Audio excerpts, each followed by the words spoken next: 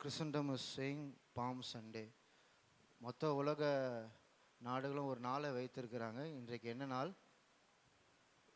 இன்னைக்கு என்ன நாளுங்க? Bomb Sunday. ஓ, இங்கிலீஷ் தான். குருத்தோலை நாயர். இருக்கீங்களா? இருக்கீங்க. இங்கே தானே இருக்கீங்க? அல்லேலூயா. ஆனால் வேதத்தின் அடிப்படையில் நமக்கு எந்த ஒரு பூர்வமும் கிடையாது, எங்கேயும் எழுதப்படலை. இன்றைக்கி தான் குருத்தோலை ஞாயிறு என்று. இருந்தாலும் தேவநாமத்துக்கு மகிமுண்டதாக இன்றைய நாளிலே நாம் குருத்தோலை ஞாயிறை பற்றி ஒரு விவரமாய் பார்க்க போகிறோம். ஆமென். மத்தேயு எழுதின நிருபம் 21ஆம் அதிகாரம் எழுதி கொள்ளுங்க. மத்தேயு 21ஆம் அதிகாரத்தில் எழுதப்பட்டிருக்கிறது. மார்க் 11ஆம் அதிகாரத்தில் எழுதப்பட்டிருக்கிறது. லூக்கா 9ஆம் அதிகாரத்தில் எழுதப்பட்டிருக்கிறது. யோவான் எழுதின நிருபத்தில் 12ஆம் அதிகாரத்தில் எழுதப்பட்டிருக்கிறது. மார்க் எழுதின நிருபம் 21ஆம் அதிகாரம் மத்தேயு சாப்டர் 21 எழுதியிருக்கிறது. மத்தேயு சாப்டர் 21 எழுதப்பட்டிருக்கிறது. மத்தேயுவில் மார்க் 11ஆம் அதிகாரத்தில், லூக்கா 19ஆம் அதிகாரத்தில், யோவான் 12ஆம் அதிகாரத்தில் எழுதப்பட்டிருக்கிறது. அல்லேலூயா.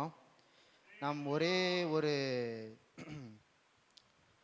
ஒரு அதிகாரத்தை மாத்திரம் எடுத்துக்கொண்டு 4 அதிகாரத்திலையும் ஒரு விசேஷித்த தன்மையை நம்மை கர்த்தராகிய இயேசுவானவர் அவர் ராஜாவாக எருசலேமுக்கு வரும் பொழுது 4 வித தன்மையுடைய ராஜாவாக அவர் இருந்தார். நான் விளக்கி சொல்கிறேன். 4 வித ராஜாவினுடைய தன்மையாக அவர் விளக்கி தம்மை சாயலை அவர் காட்டினார். முதல்ல அவர் வாக்குத்தத்தம் பண்ணின ராஜாவா இருந்தார். அவர் கட்டளையிடுகிற ராஜாவா இருந்தார். அவர் இரக்கமுள்ள ராஜாவா இருந்தார். 4வது அவர் வெற்றி சிறந்த ராஜாவா இருந்தார். எல்லாரும் சேர்ந்து சொல்லுவோம். முதல்ல அவர் எப்படி இருந்தார்? வாக்குத்தத்தம் பண்ணின ராஜாவா இருந்தார்.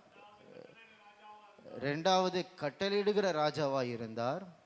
3வது இரக்கமுள்ள ராஜாவா இருந்தார். 4வது வெற்றி சிறந்த ராஜாவா இருந்தார். இந்த 4 குணாதிசயங்கள்ல இந்த 4 அதிகாரம், நான் சொல்லப்பட்ட 4 அதிகாரம் நேரம் இல்லாதபடினால உங்களுக்கு அந்த சாயலை விளக்கி சொல்லுகிற இன்றைக்கு செய்தியாக நான் அமைத்து வைத்திருக்கிறேன். அல்லேலூயா, அல்லேலூயா. நீங்கள் வேத வசனத்தை நீங்கள் தியானிக்க வேண்டும். தியானம் என்று சொல்லும் பொழுது நீங்கள் எழுதணும், உங்கள் பைபிளை திறந்து நீங்கள் பார்க்கணும், பேசுகிற தாசனிடத்தில் நீங்கள் செவி கொடுக்கணும். அப்போ தான் இருதயத்தில் நீங்கள் தியானம் செய்ய முடியும். எழுதணும், நீங்கள் முதல்ல எழுதணும். நான் யோசித்து பார்த்தேன், நல்ல எழுத்தாளன் நல்லா பேசுவான் தானே பிரதர்? நல்ல எழுத்தாளர் நல்லா பேசுவாங்க. மறைந்து அவர் தான் ஞாபகம் வருது எனக்கு. அவர் கலைஞர்னா நல்ல எழுத்தாளர். அவர் ஏன் சொல்கிறேன்னா, is a good writer and is also good speaker. அப்போ இன்றைக்கி நல்லா எழுதும்போது நான் விசுவாசிக்கிறேன், நீங்கள் கூட பிரசங்கிக்க போகிறீங்க, நான் விசுவாசிக்கிறேன். அல்லேலூயா, அல்லேலூயா. மத்தேயு எழுதின நிருபம் 21ஆம் அதிகாரம் 1 முதல் 9 வரை ஒரு வாசிக்க கேட்போம். మత్తయి 21:1-9. తరువాత యెరూషలేమునకు సమీపించి ఒలివ చెట్టు కొండ దగ్గర ఉన్న బెత్సగే అని వచ్చినప్పుడు యేసు తన శిష్యులతో ఇద్దరిని చూచి, మీ యుద్ధున్నట్టు గ్రామమునకు వెళ్ళుడి. వెళ్ళగానే కట్టబడి ఉన్న ఒక గాడిదను, దానితో ఉన్న ఒక గాడిద పిల్లయు మీకు కనబడును. వాటిని విప్పి నా యొద్దకు తోలుకొని రండి. ఎవడైనా మీతో ఏమైనా అనినా ఎడల అవి ప్రభువునకు కావలసి ఉన్నవి అని చెప్పవలెను. వెంటనే అతడు వాటిని తోలి పెట్టుకొని చెప్పి వారిని పంపెను. ప్రవక్త వలన చెప్పబడినది నేను ఎరుగునట్లు ఇది జరిగెను. అదే ఏమనగా, ఇదిగో నీ రాజు సాత్వికుడై గాడిదను భారవ యొక్క పశువు పిల్లనైన చిన్న గాడిదను ఎక్కి నీ యొద్దకు వచ్చిచున్నాడని సియోను కుమారితో చెప్పుడి అనునిది. ఆమేన్. மத்தேயு 21ஆம் அதிகாரம் 1 முதல். அவர்கள் 1 முதல் 5 வரைக்கும் வாசிங்க. 5 வரைக்கும் வாசிங்க போதும். அவர்கள் எருசலேமுக்கு சமீபமாய் வந்து ஒலிவ மலைக்கு அருகான பெத்மெகைக்கு வந்தபோது இயேசுவானவர் சீஷரில் 2 பேரை நோக்கி, உங்களுக்கு எதிரே இருக்கிற கிராமத்துக்கு போங்கள்.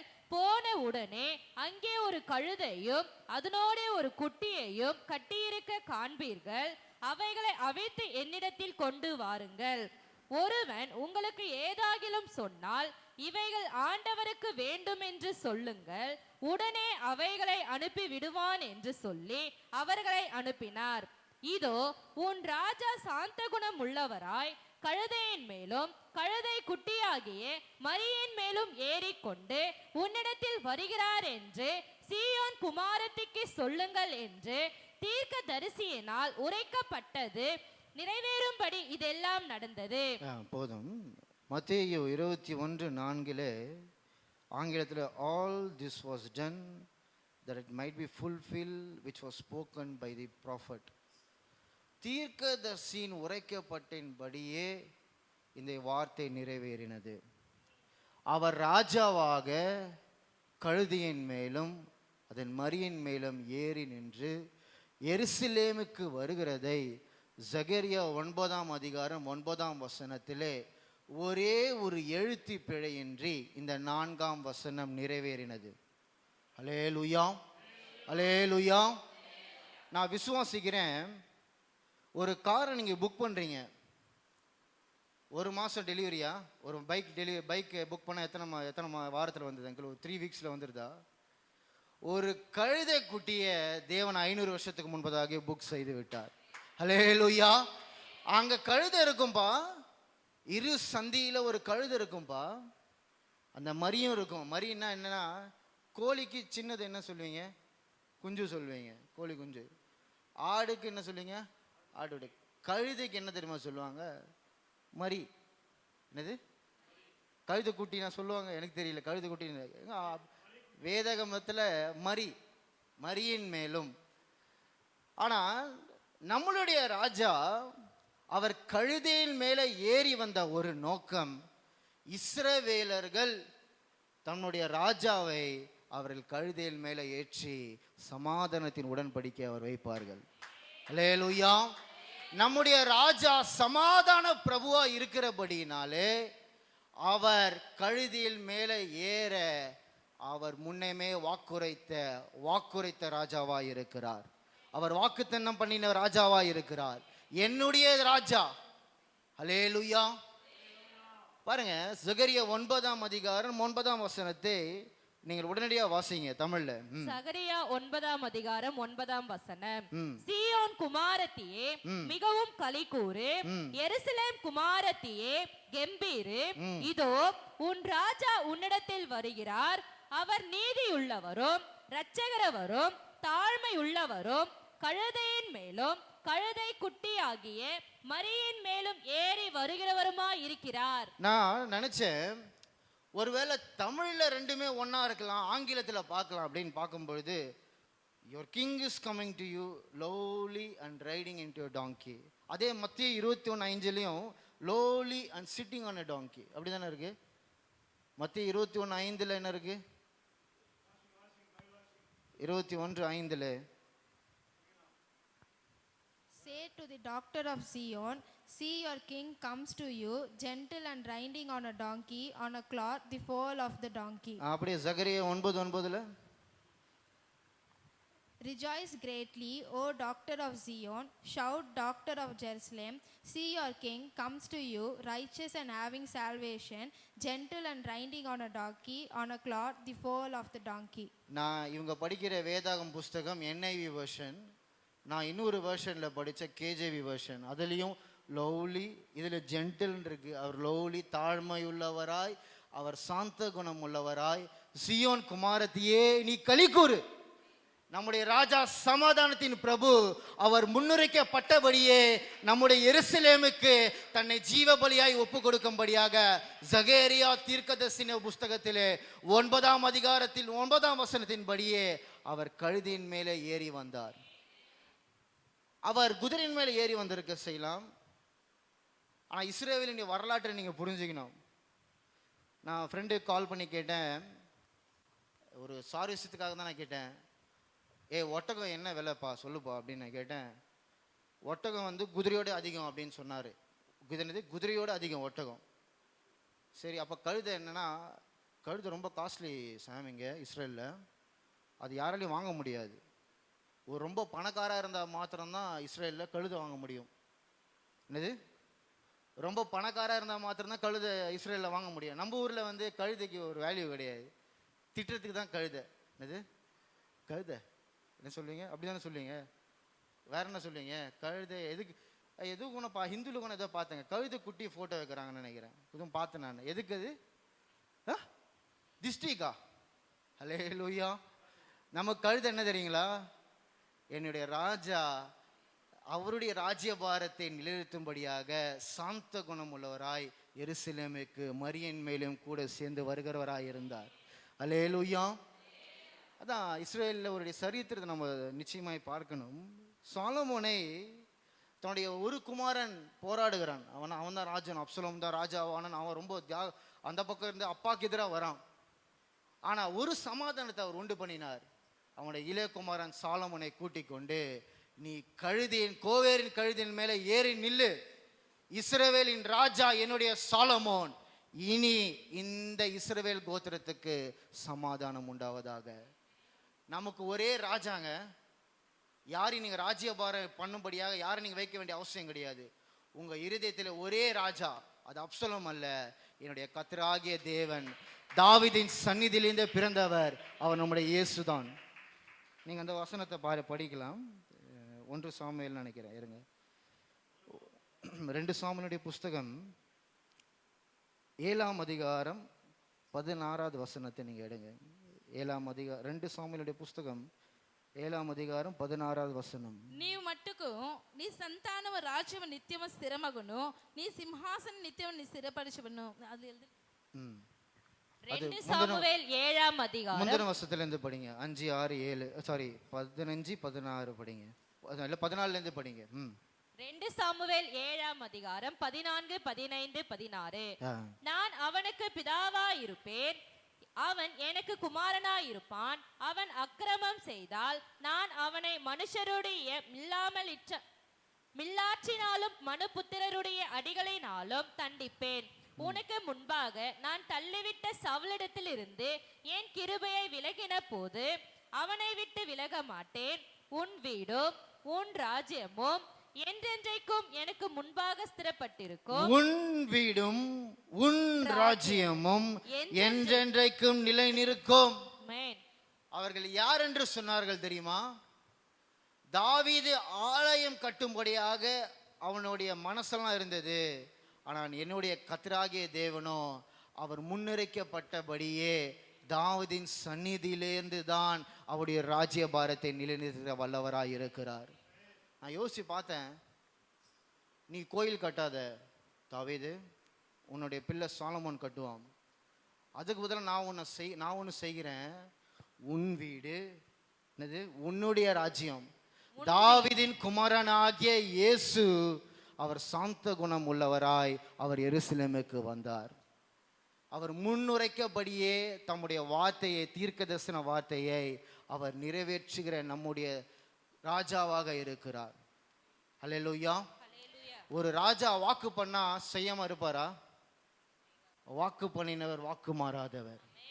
வெறும் எருசலேமுக்கு கழுதின் மேல போகிற தேவன் அல்ல, அவர் தீர்க்கதரிசனம் உரைக்கப்பட்ட வார்த்தையை அவர் முற்றிலுமாய் செய்ய கர்த்தராக இயேசுவாய் இருக்கிறார். அவர் நம்முடைய தெய்வமாக இருக்கிறார். அவர் ராஜாதி ராஜாவாய் இருக்கிறார். ஹல்லேலூயா. மத்தேயு 21ஆம் அதிகாரம் இதை காட்டுகிறது. 2வது என்ன நான் சொன்னேன் உங்களுக்கு? கட்டளையிடுகிற ராஜாவாய் இருக்கிறார். மார்க் அப்படியே எடுத்துக்கொள்ளுங்க. மார்க் 11ஆம் அதிகாரம் 3ஆம் வசனத்தை ஒரு వాసిక கேட்போம். మార్క్ 11:3. ఎవడైనా మీరు ఎందుకు ఇలాగ చేయుచున్నారని మిమ్మల్ని అడిగిన ఎడల అది ప్రభువునకు కావాల్సి ఉన్నదని చెప్పుడి. తక్షణమే అతడు దానిని ఇక్కడికి తోలిగిని పంపునని చెప్పి వారిని పంపెను. ఆమె. మార్క్ 11:3. ஏன் இப்படி செய்கிறீர்கள் என்று ஒருவன் உங்களிடத்தில் கேட்டால் இது ஆண்டவருக்கு வேண்டும் என்று சொல்லுங்கள், உடனே அதை இவ்விடத்திற்கு அனுப்பி விடுவான் என்று சொல்லி. போதும் போதும் பாருங்க, இதை நீங்க புரிஞ்சுக்கொள்ளணும். கழுதை வேணும் பிரதர், கழுதை வேணும் சிஸ்டர். ஆனா வசனம் சொல்லுகிறது 2 சீஷர்களை அனுப்பி அந்த 2 வழி சந்தியிலே கட்டப்பட்ட கழுதையை நீ அவுத்து கொண்டு வா. அது உன்னுடையது இல்லை. என்னது? அது உன்னுடையது இல்லை. கேட்டாங்கன்னா என்ன சொல்லணும்? கேட்டாங்கன்னா என்ன சொல்லணும்? இது ஆண்டவருக்கு வேண்டும் என்று சொல்லுங்கள். போதும் போதும். யாரோ ஒரு 3வது மனுஷன் உங்க வீட்டுக்கு வந்துட்டு, நான் ஒன்றும் இந்த நேற்றுக்கு ஒன்று சைக்கிள் பார்த்தேனே, யார் சிண்டு வீட்டில் சைக்கிள் ஒன்று இருக்கு, அது ரொம்ப துருப்பிடிச்சின்னு நினைக்கிறேன். அதை எடுத்துட்டு போறேன்னா பிரியாக்கா அங்கேருந்து கத்துவாங்க, எங்க வீட்டு கடைசி இருக்குது கிச்சன். யாராவது இது யாராவது எங்க வீட்டில் வந்து எடுத்துட்டு போறது? கேட்பீங்களா கேட்க மாட்டீங்களா? ஏங்க கேட்பீங்களா கேட்க மாட்டீங்களாங்க? அப்போ நைட் இறங்கிடலாம். இப்போ யாரும் கேட்க மாட்டாங்க போல, காது கேட்குதான் தெரியல. கேட்பீங்களா கேட்க மாட்டீங்களா? கேட்பீங்க. வெறும் கேட்க மாட்டோமா செய்வீங்க? என்னது? கீரை கடைஞ்சிருந்தீங்கன்னா அந்த கரண்டி எடுத்து வந்துடுவீங்க. என்னது? மண்டையிலே ஒரு அடி அடித்து கூட அந்த சிண்டு குணம் வந்துடும், அது பொம்மை எடுத்துகிட்டு வந்து அடிக்க வந்துடும். ஆனால் ஜனங்க எல்லாரும் இயேசுவை ராஜாவாக அவர் மனதில் வைத்திருந்தார்கள். அவர் கட்டளையிட்டால் கடலும் கேட்கும், அவர் கட்டளையிட்டால் காற்றும் கேட்கும், அவர் கட்டளையிட்டால் சகலமும் பூமியும் அதன் குடிகளும் கர்த்தருடையதா இருக்கிறது. அப்ப கழுதை கேட்டா யாரு கேட்டாங்கன்னு சொல்லுங்க? ராஜா கர்த்தராக இயேசு கேட்டபடினாலே அவர் அழுத்து கொடுத்து விட்டார்கள். அல்லேலூயா. அவர் கட்டளையிடுகிற ராஜாவா இருக்கிறார். அவர் நாமத்தை சொல்லும் பொழுது கடலும் கீழ்ப்படியும், காற்றும் கீழ்ப்படியும். அல்லேலூயா. மார்க் 4ஆம் அதிகாரம் 39ஆம் வசனம், அந்த நெகிழ்வை நம்ம பார்ப்போம். మార్క్ 4:39. అందుకైనా లేచి గాలిని గద్దించి నిశ్శబ్దమైన ఊరకుండమని సముద్రముతో చెప్పెను, గాలి అణిగి మిక్కలి నిమ్మలమాయెను. ఆమేన్. மார்க் 4:39. அவர் எழுந்து காற்றை அதட்டி கடலை பார்த்து, இறையாதே, அமைதலா இரு என்றார். அப்பொழுது காற்று நின்று போய் மிகுந்த அமைதல் உண்டாயிற்று.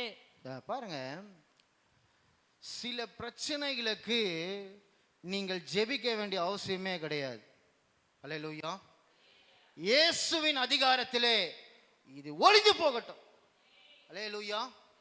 இயேசுவின் அதிகாரத்திலே இது ஒளிந்து போகட்டும். இந்த கட்டுகள் எல்லாம் ஒளிந்து போகட்டும். இந்த சாபம் நீங்கிட்டும். அந்த அதிகாரத்தினுடைய அதிகாரி நமக்கு அதிகாரத்தை கொடுத்திருக்கிறார். அல்லேலூயா. என்னங்க சந்தோஷமா இல்லையா?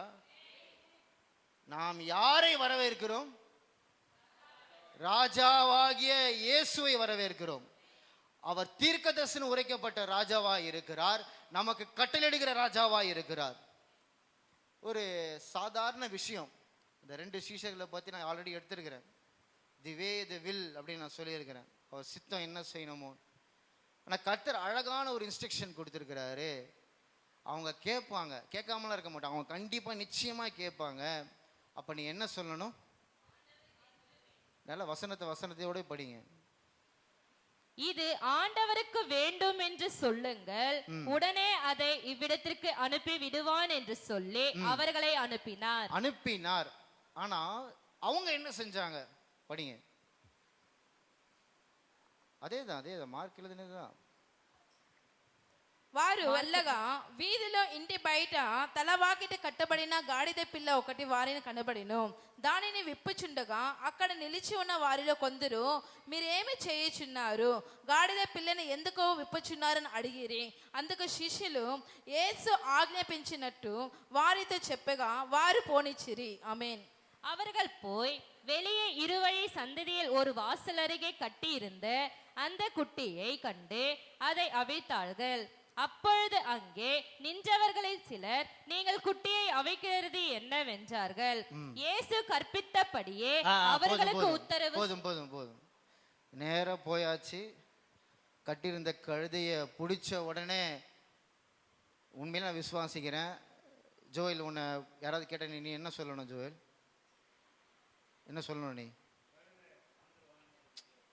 கழுதை கேட்டாரு, என்னது கழுது கேட்டாரு, நான் சீக்கிரமா போகணும். அப்படி இல்லை, அவர் என்ன சொல்லி கொடுத்தார்? கற்பித்தபடியே. அழகா இருக்கு வசனம். இயேசு கற்பித்தபடியே அவர்களுக்கு உத்தரவு சொன்னார்கள். அப்பொழுது அவர்களை போக விட்டார்கள். பாருங்க, இயேசு கற்பித்தபடி திருப்பிலாம் எழுதல, வசனம் எழுதல. அதை பத்தி எழுதியிருக்கா? கற்பித்தது எங்க இருக்கணும்? உங்க இருதயத்துல இருக்கணும். ஹல்லேலூயா. கற்பித்தது எங்க இருக்கணுங்க? உங்க இருதயத்துல இருக்கணும், உங்க வாஞ்சியா இருக்கணும். தேவன் வாக்கு பண்ணினாராச்சே, தீர்க்கதரிசி ராஜாவாச்சே, அவர் சொன்னதை செய்யும் அளவு என்னை கைவிட மாட்டாரு, நான் செய்தது அவர் நடக்க போறதை முன்குறித்தாரு. இன்றைக்கு அவன் கேட்ட அடுத்த வார்த்தை என்ன என்று தேவன் முன்னர் குறித்தே சொன்னாரு. அது என்ன சொல்லணும்? இயேசு இந்த கழுதையை கேட்டார். உங்க வாழ்க்கையில இந்த வருஷம் வாக்கு தத்துவம், எபிராயிமே எபிராயிமே, உன்னை நான் மனப்பூர்வமாய் சிநேகிக்கிறேன், என் கோபம் உன்மேல் நீங்கிற்று, இஸ்ரவேலுக்கு நான் பனியை போல இருப்பேன், அவன் லீலி புஷ்பத்தை போல மலருவான், அவன் லீபனோனே வேரூன்றி நிற்பான், என்னை அல்லாமல் அவன் கனி கொடுப்பதே இல்லை.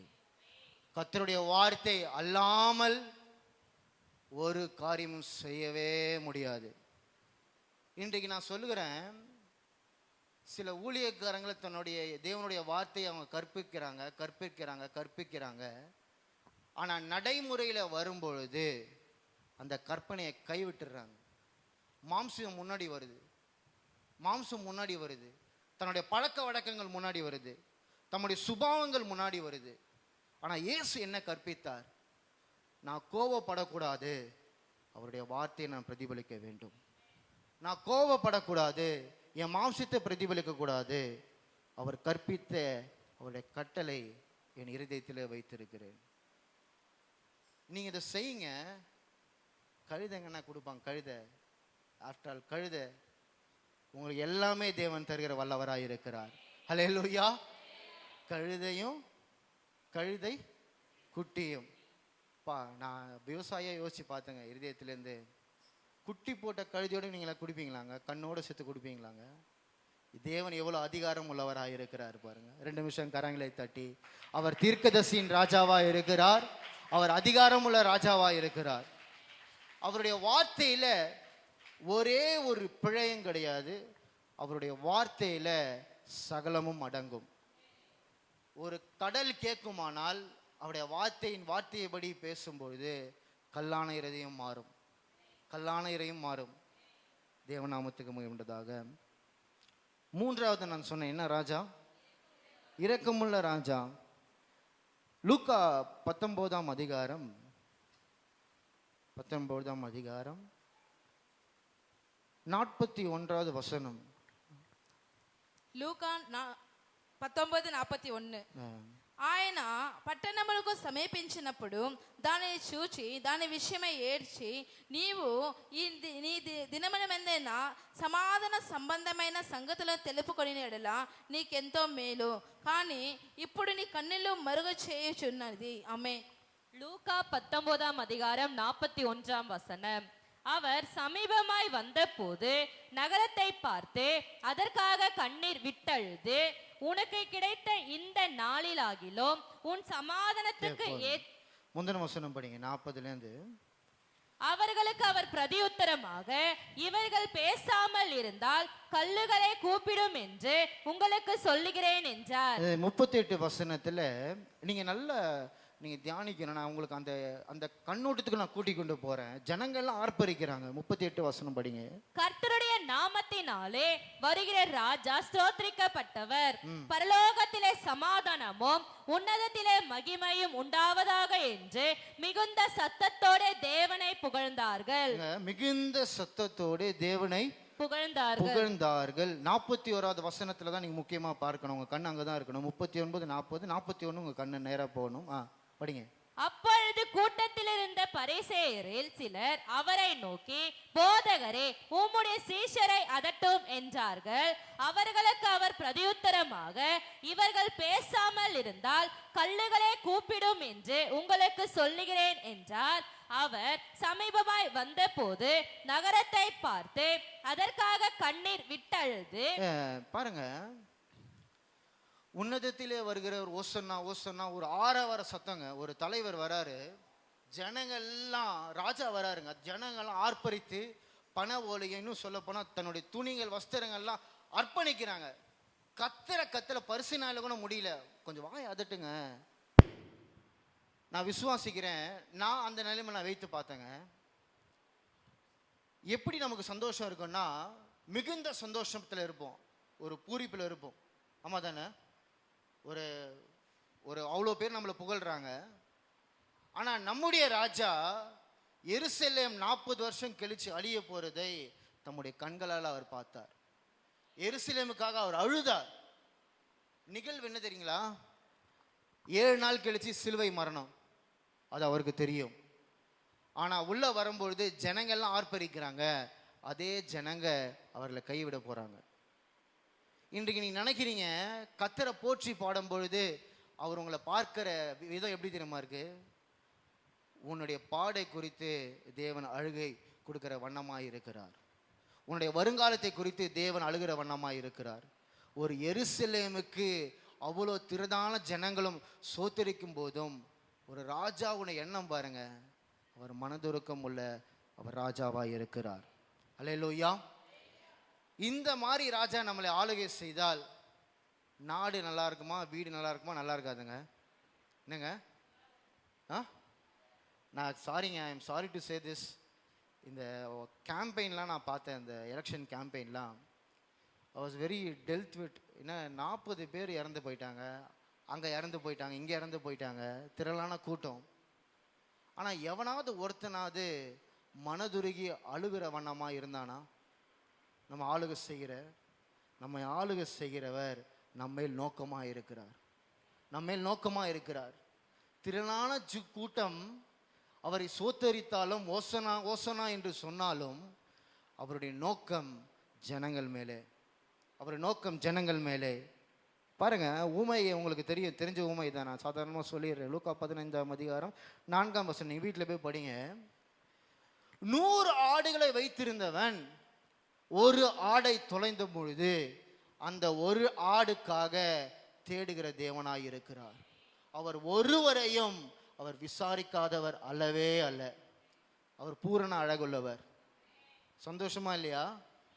ஏங்க, இதே தாவீது சொல்றாங்க, எப்பா மனுஷன் கையில மட்டும் அகப்பற்றாதப்பா, கர்த்தராகிய தேவனிடத்துல போ, யெகோவா தேவனிடத்துல போ.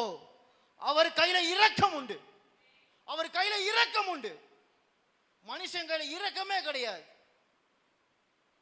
பாஸ்டர் குண சமீபத்தில் நான் ரொம்ப துக்கித்தேன். அவர் சொன்ன ஒரே வார்த்தை, சாம் நான் 100 ரூபாய் வச்சு நான் என்ன கோயிலாக கட்ட போகிறேன் சாம், எனக்கு எவ்வளோ தேவை இருக்குது தெரியுமா சாம்? நான் கர்த்தர் சமூகத்தில் நான் ஜெபிக்கிறேன். மனுஷன் கையில் நான் சொல்லும் போது என்னை கேவலமாக பார்க்குறான் சாம். நான் யாருக்கிட்டையும் சொல்கிறதே நிறுத்திட்டேன். நான் தேவ சமூகத்தில் முழங்கால் படியிட்டு அவருடைய இரக்கத்தை பெருமளவும் அவர் சமூகத்தில் நான் காத்திருக்கிறேன். நீங்கள் அந்த நிலைமையில் நீங்கள் இருக்கும்போது தெரியும் யார் சமூகத்தில் இரக்கம் இருக்குன்னு. மனுஷன் கையில் ஒரே ஒரு இரக்கம் கூட கிடையாது. அதான் அந்த பாடலாம் பான, beauty beauty beauty beautiful, glory glory glory glorious you are. அந்த 2 வரி மாத்திரம் பாடிட்டு இந்த 4வது ராஜாவை நம்ம பார்ப்போம். முதல்ல ராஜா என்னது? வாக்குத்தத்தம் பண்ணினவர் ராஜா. வாக்குத்தத்தம் பண்ணின ராஜா. 2வது கட்டளையிடுகிற ராஜா. அவர் கட்டளையிடுகிற ராஜாவா இருக்கிறார். 3வது இரக்கமுள்ள ராஜாவா இருக்கிறார். இரக்கமுள்ள ராஜாவா இருக்கிறார். ஹல்லேலூயா, ஹல்லேலூயா, ஹல்லேலூயா. இந்த 3 ராஜாவை உங்களுடைய வாழ்க்கையில நீங்க சந்தித்திருக்கீங்களா இல்லையா? அவங்க மாத்திரம் கை தூக்குங்க. இந்த 3 ராஜாவுடைய குணாதிசயத்தை நீங்கள் பார்த்துருக்கீங்களா பார்க்கலையா? என் வாழ்க்கையில் அவர் என்னை கட்டளையிட்டார், இங்கே வந்து ஊழியம் செய். அதுக்கு என்ன நான் பண்ண தெரியுமா? பெல்ட் இல்லாச்சும் தெரியுமா? தப்புக்கு சப்பாஞ்சியாலோ என்னது I was doing belty and all. அடே இந்த பக்கம் ஆண்டவர் போகிறேன், அந்த பக்கம் போகிறேன், நீ எந்த பக்கம் வேணால் போப்பா, நான் உனக்கு ஒரு நோக்கத்தை கொடுத்துருக்கிறேன், அதை செய்யும் அளவு உன்னை நான் கைவிட மாட்டேன். அல்லேலூயா. பாடம் எல்லாரும் சேர்ந்து beautiful.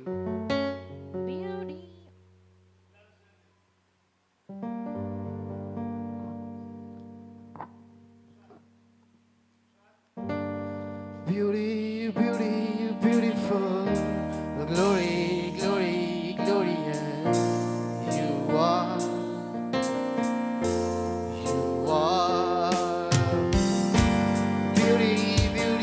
beautiful, glory, glorious, you are,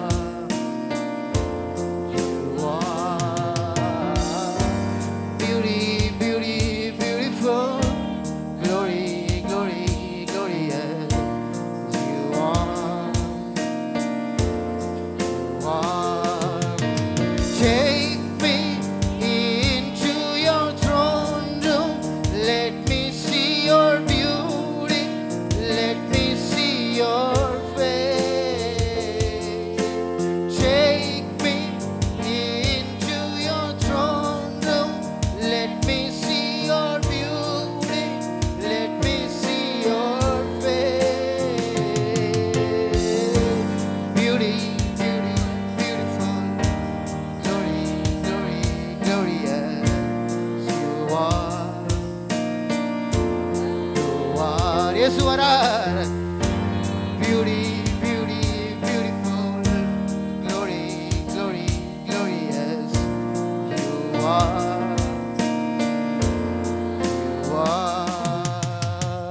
Hallelujah. Hallelujah. என் ராஜாவனுடைய குணாதிசயம் உங்களுக்கு தெரியும். ஆமென். ஆட்சிக்கு வந்த உடனே அவருடைய ப்ராமிஸ் எல்லாம் அவர் பண்ணலை, ப்ராமிஸ் பண்ணிட்டு தான் உள்ள வரார். ஹல்லேலூயா. என்னங்க, ஆட்சிக்கு வந்ததுக்கு முன்னாடி உள்ள வரலங்க, உள்ள வரும்போதே தீர்க்க தரிசன வார்த்தையை உரைத்தபடியே தேவன் தீர்க்க தரிசனம் உரைக்கப்பட்ட ராஜாவாய் அவர் வருகிற வண்ணமாய் இருக்கிறார். இரண்டாவது அவர் கட்டளையிடுகிற ராஜாவாய் இருக்கிறார். மூன்றாவது அவர் இரக்கமுள்ள ராஜாவாய் இருக்கிறார். ஹல்லேலூயா, ஹல்லேலூயா. வாங்க அவரிடத்துல நீங்க போங்க, அவரிடத்துல தைரியமா போய் சொல்லுங்க. அவரிடத்துல யாவருக்கும் சம்பூர்ணமாய் கொடுக்கிற சர்வ வல்லமையுடைய தேவனாய் இருக்கிறார். நான் சொல்லுகிறது யாவருக்கும் சம்பூர்ணமாய் கொடுக்கிறவர். அவர் ஏழையினுடைய குரலை அற்பமாய் ஒரு காலமும் எண்ணுவதே அல்ல. அவர் ஏழையிலே குறைகளை அவர் ஒரு காலமும் அற்பமாய் எண்ணுவதே அல்ல. தம்முடைய பிள்ளைகளுக்கு அவர் பூரணாய் விளங்குகிறார். நான்காவது ராஜா என்ன சொல்லியிருக்கிறேன்? வெற்றி சிறந்த ராஜாவாக இருக்கிறார். ஆமென். ஒரு வசனம் படிப்போம். நான் என்ன சொன்னேன்? யோவான் 12:13 ஒரு வாசிக்க கேட்போம். 12:13. యోవాన్ 12:13.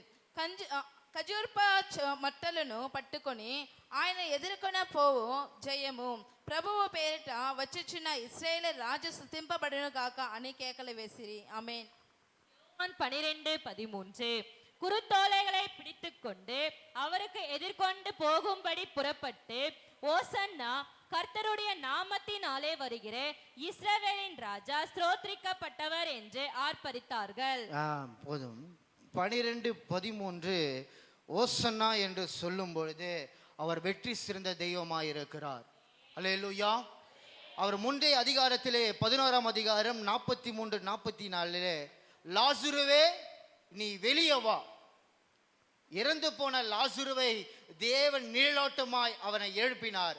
ஆனால் இன்றைக்கோ அவர் வெற்றி சிறந்த ஒரே நோக்கம், அவர் சாவை வெற்றி சிறந்த மகா பெரிய தெய்வமாய் நம்மளிடத்தில் இருக்கிறார், மகா பெரிய ராஜாவாய் இருக்கிறார். அல்லேலூயா. இங்க வந்த கூட்டம் என்ன தெரியுங்களா? லாசுரு அப்படியே உயிரோட எழுப்பினார் 4 நாள் கழிச்சு.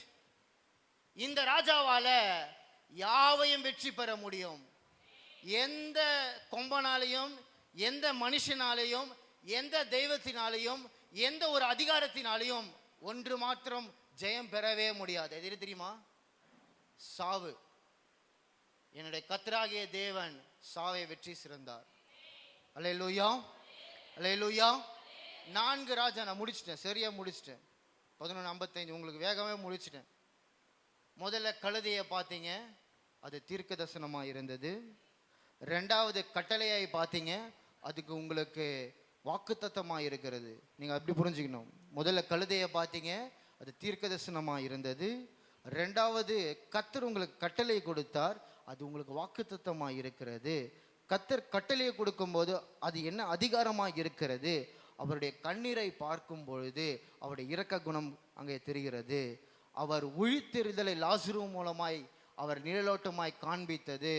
அவர் 3ஆம் நாளிலே வெற்றி சிறக்கிறதை அவர்கள் காண வேண்டும்படியாக எருசலேமுக்கு ஓசன்னா, உன்னதத்தில் இருக்கிறவருக்கு ஓசன்னா.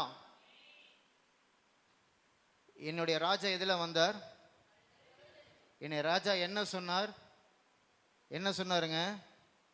கட்டப்பட்ட கழுதையை கேட்டால் அது இயேசுவுக்கு தேவை என்று சொன்னார். 3வது என்ன சொன்னார்?